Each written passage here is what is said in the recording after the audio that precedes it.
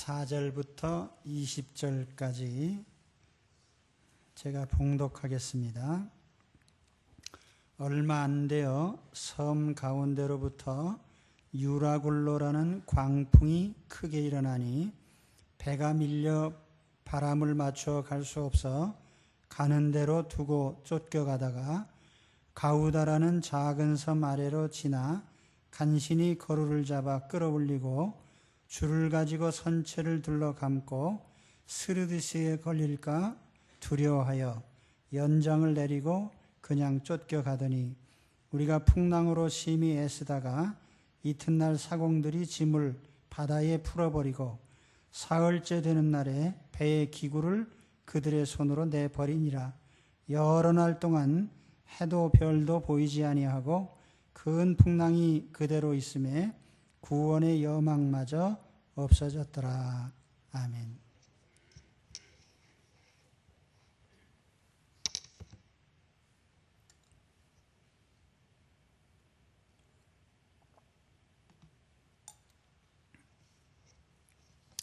유라굴로라는 제목으로 말씀을 드리겠습니다. 14절에 보면은 얼마 안 되어 섬 가운데로부터 유라굴로라는 광풍이 크게 일어나니, 바울의 항해 기록 중에 이 풍랑을 만난 이 장면은 아주 핵심적인 부분입니다. 항해가 인생의 비유가 되듯이 광풍 또한 그렇습니다. 이 광풍은 인생에 불어닥치는 환난을 상징합니다. 오늘 말씀에 보니까 유라굴로라는 광풍을 만났다고 했는데, 지난 시간에 지도를 좀 보여드렸는데, 지중해 복판에 크레타라는 섬이 있죠. 그 섬 중앙에 있는 미항이라고 하는 곳에 기항을 했습니다. 그래서 그곳에서부터 서쪽으로 약 100km 떨어져 있는 베닉스라고 하는 곳까지 이동을 하기 위해서 이제 출항을 한 거예요. 그런데 바로 그 크레타 섬의 중앙에는 해발 2100m에 이르는 이다산이라는 높은 산이 있습니다. 그래서 바다에서 바람이 불어서 이제 양편에서 불어와 가지고 그 크레타 섬 아래쪽에서 서로 부딪히면은 큰 소용돌이가 나면서 폭풍이 불어닥치는데, 이 폭풍의 이름을 유라굴로라 이렇게 불렀어요.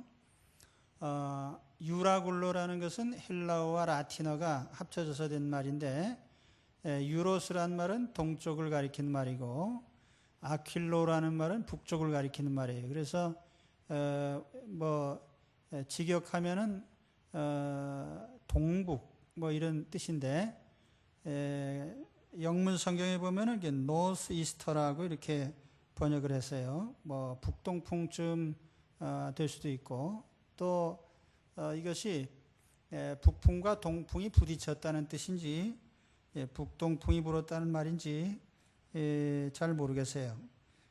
NLT 성경에 보면 타이푼이라고 번역을 했어요. 그냥 태풍이라는 뜻인데, 누가는 이 바람을 광풍이라고 부릅니다. 미친 바람이라는 얘기인데, 종잡을 수 없는 바람, 또 그래서 많은 피해를 가져오는 그런 바람이죠. 이 유라굴로는 인생의 환난을 의미하기도 하는데, 이때 사람들의 어떤 처신을 하는가, 그 모습이 오늘 이 배에 탄 사람들 모습을 통해서 우리가 바라볼 수가 있습니다. 환난을 당하고 큰 인생의 어려움을 당할 때에 어떤 처신을 하느냐. 오늘 말씀에 보면은 여기 바울과 같은 사람들이 있는가 하면은 또 선원들처럼 다른 각도에서 광풍을 접근하는 사람들이 있습니다. 어쨌든 오늘 우리는 인생의 여러 가지 광풍을 맞이할 때가 있습니다. 어떤 사람은 재산을 잃는 경우도 있고, 또 어떤 사람은 건강을 잃어버린 경우도 있고, 또 어떤 사람은 인간관계가 깨지는 경우도 있고, 뭐 여러 가지 종류의 광풍을 우리가 맞이할 수가 있습니다. 그런데 그때 우리가 어떻게 대처하느냐, 이것이 대단히 중요하고, 우리가 이 광풍을 어떤 의미로 받아들이느냐, 이것도 중요한 거예요. 그래서 어떤 사람은 똑같은 환난을 당하는데 어떤 사람은 그냥 대수롭지 않게 지나갈 수도 있고, 어떤 사람은 그 환난을 견디지 못해서 패망하는 수도 있습니다. 그렇기 때문에 이 광풍을 대하는 그 마음가짐이나 또 그 의미를 받아들이는 그 마음 자세가 중요해요. 저는 오늘 이 말씀을 통해서 광풍 속에서 일어난 세 가지 장면을 중심으로 좀 말씀을 드리려고 합니다. 이 말씀을 통해서 오늘 내가 당하고 있는 광풍에 대해서, 커다란 인생의 환난에 대해서 내가 어떻게 처신할 것인지, 여기에 해답을 얻게 되시기를 바랍니다. 첫째는 바람 부는 대로 쫓겨가는 장면이 보입니다. 15절에서 17절까지 보시면은 배가 밀려 바람을 맞추어 갈 수 없어 가는 대로 두고 쫓겨가다가, 바람을 맞춰 갈 수 없다는 것은 정면의 바람을 마주하고 나갈 수가 없어서 바람 방향으로 그저 밀려갔다, 그런 뜻입니다. 가우다라는 작은 섬 아래로 지나 간신히 거루를 잡아 끌어올렸다. 이 가우다라는 섬은 크레타 섬에서부터 남쪽으로 약 50km 정도 떨어진 곳에 있는 작은 섬이에요. 그러니까 본래는 미항이라는 곳에서부터 서쪽으로 나가야 되는데 바람에 밀려서 배가 아래로 내려온 겁니다. 아프리카 쪽으로 내려간 거예요. 그래서 이제 가우다라는 섬을 지나가게 된 것이고, 이 거루를 끌어올렸다는 것은 그 큰 배에는 구명정처럼 작은 보트를 이렇게 매달아 가지고 다니고, 또는 줄에다가 매서 이제 끌고 가는데 바람에 그것이 부딪히면 깨질까봐 이제 끌어올린 거예요. 그리고 선체를 줄로 이렇게 잡아 맸는데, 이것도 역시 그 당시에 흔히 하던 비상조치입니다. 배가 깨질까봐 밧줄로 이제 잡아 묶은 거죠.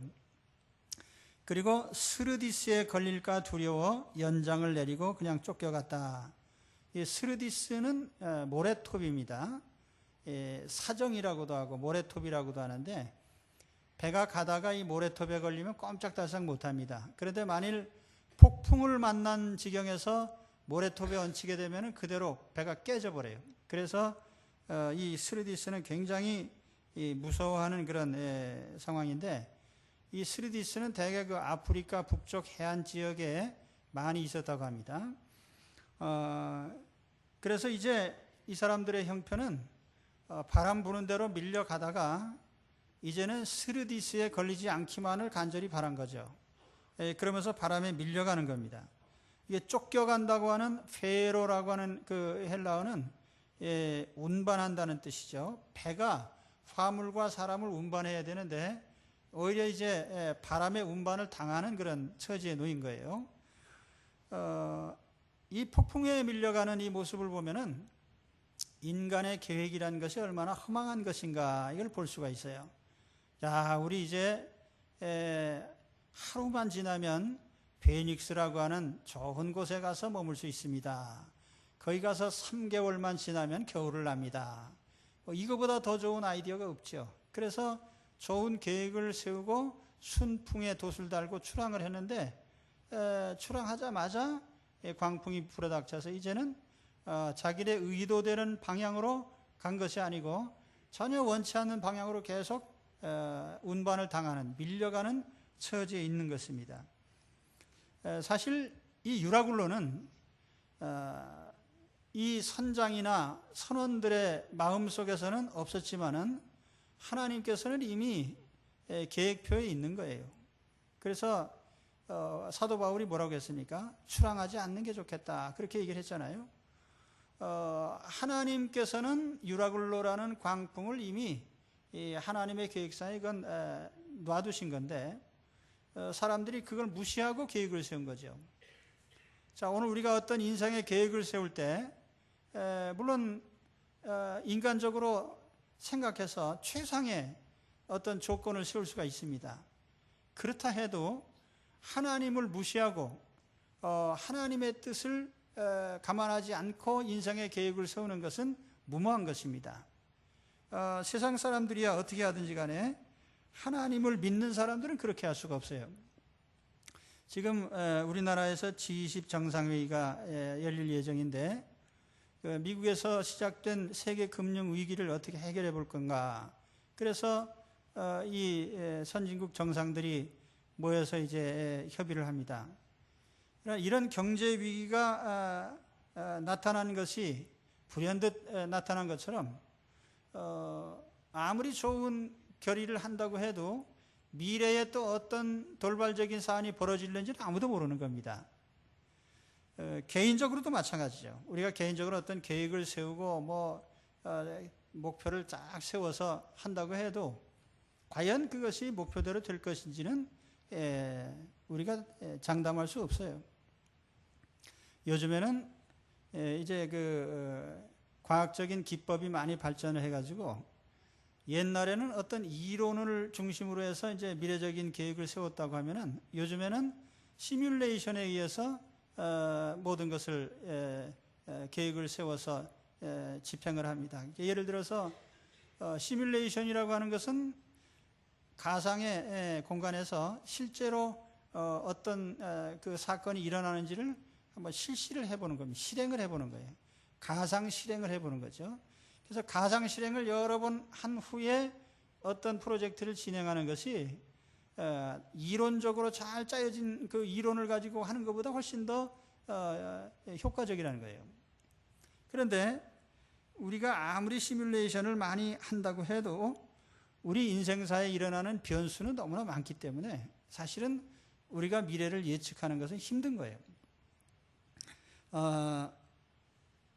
최근에 인터넷에 어떤 조사에 보니까 평생 살아오면서 제일 후회되는 게 뭐냐 그랬더니 전체 한 절반 정도는 공부 안 한 게 후회스럽다. 공부 열심히 안 한 게 후회스럽다. 이 청년들 잘 들으세요. 우리 학생들. 나중에 중년쯤 지나가지고 내가 살다 보니까 공부 안 한 게 제일 후회가 되더라. 그러니까 후회가 되지 않도록 공부해야 되겠죠. 어쨌든 또 그 다음에 후회가 되는 건 연애 못 해본 게 후회가 된다. 또 어떤 사람은 여행을 못 해본 게 후회스럽다. 어떤 사람은 부모님께 잘 해드리지 못한 것이 후회스럽다. 이렇게 답을 했는데 그 후회스럽다는 건 뭐냐면은 계획대로 안 됐다는 얘기죠. 내가 뭘 하려고 했는데 뜻대로 안 됐다. 인생이 뜻대로 되는 법은 없어요. 그래서 그렇다고 해서 우리가 목표를 세우지 말고 계획을 세우지 말라 그런 뜻은 아니에요. 우리가 선한 목표를 세우고 계획을 세우는 건 중요한 일이지만 그러나 적어도 우리는 두 가지 중요한 사실을 인정을 해야 됩니다. 첫째는 사람이 생각하는 어떤 목표나 계획도 절대적일 수 없다는 거예요. 가령 우리가 우리 정륜교회 앞으로 5년 내로 5,000명 교회가 됩시다. 좋은 목표죠. 그걸 나쁜 목표라고 생각하는 사람은 아무도 없을 거예요. 선한 목표이고 좋은 목표이고 합당한 목표이고 타당한 목표고 그러나 그것이 절대적인 목표는 될 수가 없어요. 왜냐하면 하나님은 우리 교회만 보시는 하나님이 아니고 이 민족을 보시고 세계를 보시고 또 이 민족이 행하는 행동거지를 보시고 이 땅의 그리스도인들을 바라보고 계시고 여러 가지를 감안해서 하나님께서 일을 하시는데 우리가 세운 어떤 목표를 절대치로 그렇게 밀어붙일 필요가 없다는 거죠. 그럴 수도 없어요. 우리가 예수 믿으면 건강합니다. 예수 믿으면 부자 됩니다. 예수 믿으면 사업이 잘 됩니다. 예수 믿으면 막힘이 없어집니다. 그렇게 생각할 수 있겠죠. 그래서 어떤 사람이 나는 앞으로 5년 내로 하나님께서 100억의 돈을 주실 줄 믿습니다. 뭐 그건 나쁜 거 아니죠. 예. 그러나 그것이 절대적인 목표는 될 수 없는 거예요. 하나님은 어떤 생각을 가지고 계시고 내 인생을 통해서 무엇을 이루려고 하시는지 우리는 알지 못한단 말이에요. 그렇기 때문에 우리는 내가 세운 그 목표나 또는 내가 속한 공동체나 어떤 그 계획이나 목표가 절대적인 것은 아니다. 항상 우리는 이런 생각을 가져야 됩니다. 지나치게 되면은 우리의 삶의 그런 목표라는 것이 인생의 올무가 돼요. 여러분 보세요. 욥이 고난을 당하고 요셉이 고난 당한 것이 계획을 잘못 세워서 그런 거예요? 그거 아니거든요. 하나님께서 세우신 인생의 계획은 따로 있기 때문에 우리는 우리가 가지고 있는 목표나 계획을 절대화하지 말아야 된다는 거예요. 그럴듯합니까? 그 다음에 두 번째 또 우리가 이런 목표와 관련돼서 또 생각해야 될 것은 비록 하나님께서 주신 목표라 해도 그것을 성취하는 과정에 대해서는 우리가 알 수 없다는 거죠. 이것도 하나님 섭리예요. 자, 바울이 로마로 가는 것은 하나님이 주신 목표죠. 그건 분명합니다. 그러나 로마로 가는데 어떻게 가는 과정에 대해서는 하나님 말씀해 주시지 않으셨어요. 그러니까 우리가 인간이 어떤 과정에 대해서 지나치게 고집을 할 필요가 없는 거예요. 사실은 여기 선장이나 선원들이 세운 계획이 뭡니까? 미양을 출발해서 순풍에 돛을 달고 하루만 가면은 베닉스로 가고 거기서 3개월 겨울 나고 다시 로마로 가자는 거예요. 이게 항해 계획입니다. 그런데 하나님 어떻게 하셨어요? 풍랑 만나서 직사하게 고생한 후에 떠밀려 가지고 말타라는 섬, 시칠리아 남부에 있는 지금 그 몰타라고도 하고 말타라고도 하는 그 섬에 상륙을 했어요. 그래서 거기서 3개월 난 후에 본토로 올라갑니다. 이게 이제 하나님께서 보내주신 경로예요. 그러니까 애당초 그들이 뜻한 바하고는 전혀 상관없는 시기에 또 상관없는 경로를 통해서 목표에 도달한 겁니다. 그러니까 오늘 우리는 우리가 어떤 선한 목적을 가지고 있다 해도 그것이 어떻게 성취되어 가는가에 대해서는 우리가 인간적으로 속단하지 말아야 됩니다. 사람이 마음으로 자기의 길을 계획할지라도 그 걸음을 인도하는 자는 여호와시니라. 아멘. 전도서 11장 5절에 보면은 바람의 길이 어떠함과 아이벤 자의 태에서 뼈가 어떻게 자라는 것을 내가 알지 못함 같이 만사를 성취하시는 하나님의 일을 내가 알지 못하느니라. 아주 은혜로운 말씀이죠. 바람이 어떻게 불어가는지 경로를 아무도 몰라요. 또 모태에서 아기가 어떤 과정을 통해서 자라가는지 이게 사람들이 짐작 못합니다. 마찬가지로 우리 인생사를 경영하신 하나님이 어떤 과정을 통해서 우리 인생을 이끌어 가시는지 아무도 속단할 수가 없어요. 그래서 우리는 이 목표와 과정을 하나님의 섭리에 맡겨야 됩니다. 할렐루야. 그래서 결론적으로 말하면은 우리가 광풍에 밀려가는 것도 하나님 뜻이다. 어떻게 보면은 이 유라굴로에 밀려서 의도하지 않는 방향으로 가게 되고 또 이리저리 쫓겨다니고 하게 되는 이 모든 과정도 선택의 여지가 없는 어쩔 수 없는 선택이지만 좋은 선택이다. 이렇게 말할 수가 있습니다. 여러분 때때로 내가 원하는 상황이 아닌 그런 상황에 처할 때가 있어요. 그럴 때 이건 내가 바라는 상황이 아닌데 이 상황을 내가 어떻게 하면 바꿀까? 상황을 바꾸기 위해서 힘쓰지 마시고요. 그 상황 속에서 한번 자신을 내맡겨 보시라고요. 근데 그거는 우리가 되는 대로 되라 그 말이 아니고 하나님의 손길에 전적으로 내맡긴다 그런 뜻입니다.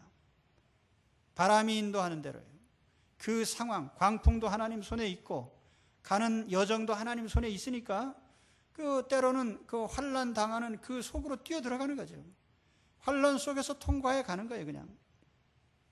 언제 내 환난이 끝나나 이거를 우리가 바라는 게 아니라 그 과정을 통과해 봐요. 저는 20대에 그 큰 병으로 고생을 했는데 그 당시는 그래요. 이 병이 좀 빨리 났으면 좋겠다. 하루라도 빨리 고침을 맞으면 좋겠다. 기왕이면은 기적적으로 뻘떡 일어났으면 좋겠다. 이런 원하는 사항이 많이 있지만은 내가 원하는 과정을 밟은 게 아니라 하나님께서 오랜 기간 인내하게 하시고 참게 하시고 또 마지막에는 죽어도 할 수 없다. 이런 생각까지 하게 하시고 이런 과정을 지나가다 보니까 믿음이 견고해지고 영적인 문제를 보게 되고 우리가 바라는 지상의 삶에서 하나님 나라의 삶을 바라보게 되고 여러 가지 유익한 면이 많은 거예요. 만일 내가 그때 뻘떡 일어났더라면 난 목사가 되지 않았을 겁니다. 그러나 오랜 시간 또 생각하고 고통 속을 지나가면서 인생에 대한 목표를 다시 설정하고 또 이런 과정을 받게 되는 거예요. 그러니까 우리가 그 풍랑이라고 하는 것이 무조건 나쁜 것만은 아니다는 거예요. 그래서 하나님이 어떤 풍랑 속으로 인도하셨으면은 그 가운데로 뛰어들고 또 그 과정에 한번 내맡기는 용기도 필요합니다. 그것도 믿음이에요. 두려워하지 말고 풍랑 속으로 뛰어들어가서 한번 떠밀려 가시기 바랍니다. 은혜로운 말씀입니까?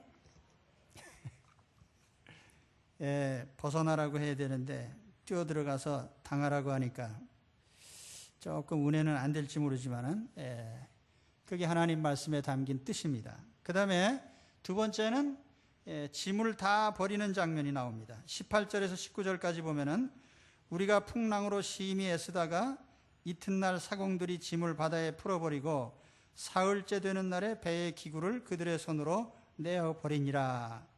이 배에 물건이 가득 실려 있는데 이 짐을 가볍게 했다라는 이 짐을 버렸다. 이 짐이란 말이 헬라어로는 그 에크볼레, 방출한다는 뜻이에요. 가볍게 한다는 거죠. 배가 풍랑 속에서 무거우면 가라앉으니까 이제 있는 짐들을 자꾸 이제 버리는 겁니다. 그래서 첫째 날, 둘째 날에는 이제 의자나 기구 같은 이런 것도 버리고 그 다음 날에는 배의 장식품 이런 것 다 버리고 선원들이 앞장서 다 그 버린 거예요. 평상시에 선원들이 얼마나 배의 기구들을 아끼고 그러는데 이때는 아끼지 않고 다 버립니다. 이 배가 무슨 배라고 그랬어요? 곡물 운반선이라고 그랬죠? 그래서 곡식을 가득 실었는데 곡식을 끝까지 놔두고 곡식 이외의 것은 다 버립니다. 그러나 곡식도 뒤에 가서 보면은 나중에는 버립니다. 그 마지막까지 지켜야 될 게 뭐예요? 예? 마지막까지 버리지 않아야 될 게 뭡니까? 사람이죠, 뭐. 사람 목숨이 제일 중요한 거 아니에요? 생명을 지키기 위해서 생명 이외의 것은 다 버리는 겁니다. 이게 참 상징하는 바가 큰 거예요. 이 배에 값 나가는 물건이 많이 있었던 것 같은데 지나가면서 보니까 뭐가 더 중요하고 덜 중요한지가 이제 가려지는 거예요.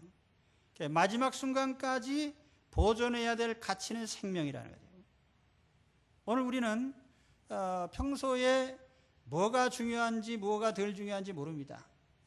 그래서 악착같이 끌어안고 지키고 그러지만은 이 광풍 앞에 이르러 보면은 이게 버려야 되겠구나. 하나하나 정리해서 버리게 되는 거예요.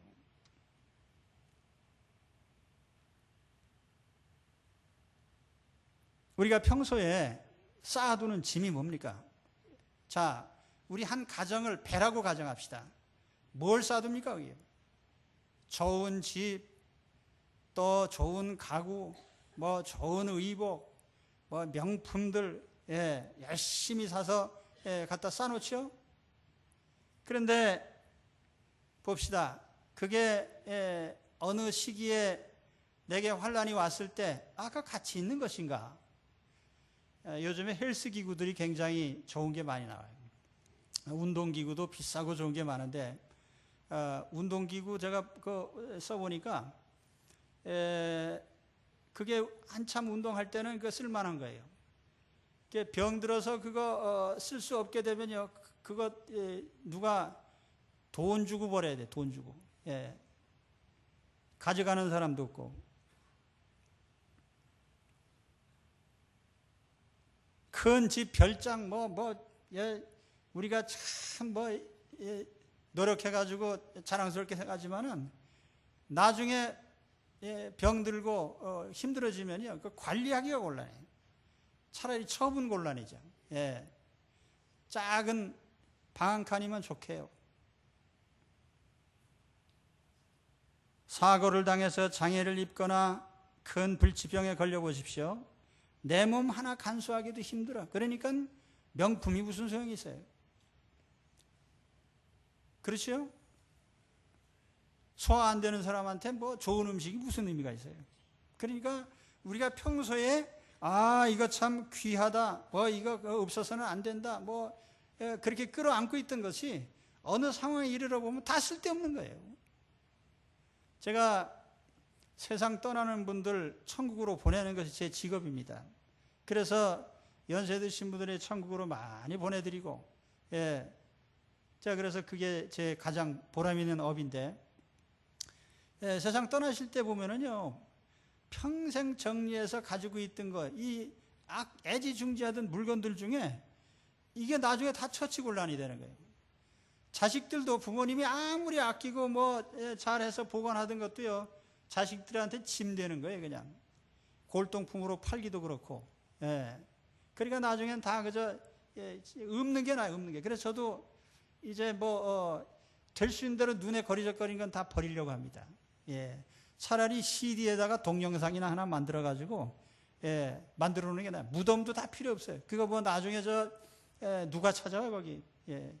괜히 벌초하다가 벌 쏘여가지고, 자식들 그냥 일찍 천당에 보내고, 귀찮게 만드는 거지. 그러니까 차라리, 동영상 하나 만들어가지고, 너희들 이거나 쳐다봐라. 사이버 공동묘지. 그래서 우리가 중요하게 생각하는 것이 사실은 어느 순간에 가서 보면 중요한 게 아니에요. 쓸데가 없어요. 내가 병들어서 겨우 몸을 움직이는데, 아이고, 피해를 가르댕 어디 갔나? 아이고, 이거 참, 내 명품 구두 어디 갔나? 그럽니까? 그때는요, 슬리퍼 하나 신고 다니기도 힘들어요. 다 필요 없는 거예요. 그래서 우리는 하나님 앞에서 미리 이걸 깨달아야 되는데, 보통 때 못 깨달으니까 광풍이 일어나면 깨닫게 된다는 거예요. 그 풍랑 속을 지나면서, 이게 참 쓸데없는 것이 많구나. 참 좀 버리니까, 경험해 보시기 바랍니다. 경험하면 안 되는 건가요? 경험해도 좋아요. 하나님은 인생의 광풍을 통해서 많은 걸 경험하게 하시는 거예요.